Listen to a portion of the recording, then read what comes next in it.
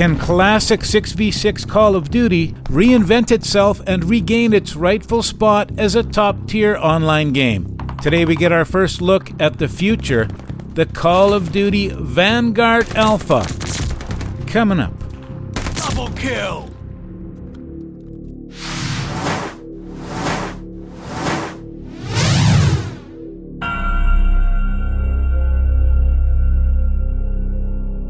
Hey, what is going on, fellas? It's Favstar. Well, the Call of Duty Vanguard Alpha has finally arrived, and we get our first look at what we can expect for this year's Call of Duty.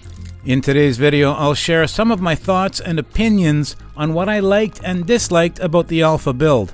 Now, although I've only had about 4 hours of playtime, I'm gonna jump in right off the bat and say that overall I like what I'm seeing so far.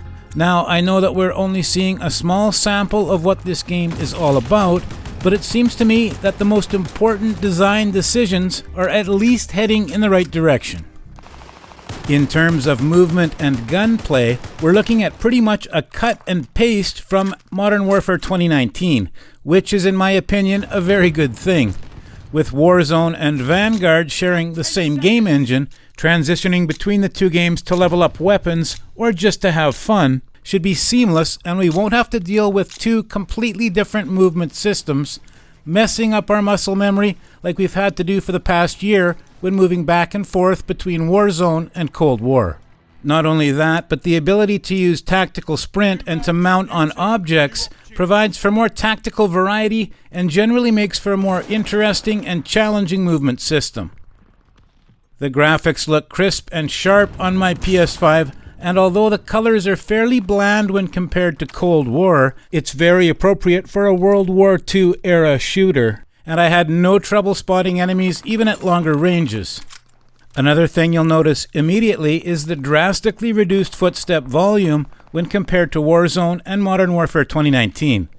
This should prove to be a positive change and should encourage movement and allow for a much more aggressive playstyle, which is exactly what Modern Warfare 2019 needed, in my opinion. The perk options available in the Alpha build look pretty standard, and we've got a mix of perks from previous titles. A key change is that, interestingly, the devs have gone with a Treyarch style for the Ghost perk, which now requires movement to be effective. This should cause a lot of controversy in the community, but in my opinion, they've made the right choice here, and this will pair well with the reduced footstep noise to encourage movement, even further contributing to a more aggressive and entertaining playstyle. While most of the game's elements are looking good, there is some areas of concern, starting with the minimap.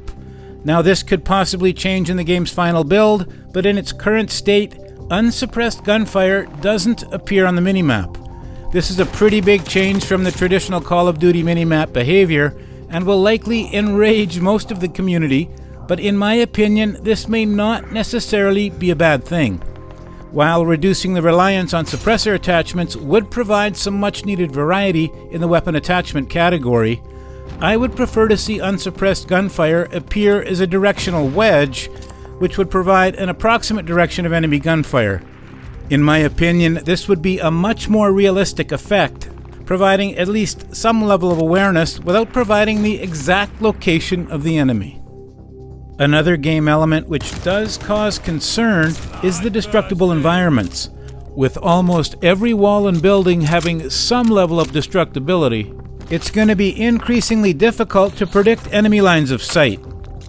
I can see this becoming a huge problem on the larger maps, and especially if the concept of destructible environments makes its way into Warzone, effectively providing unlimited potential sightlines. While I do like the concept of destructible environments, I'm hoping the devs will implement this in moderation, just enough to provide some map variety without negatively impacting normal map flow.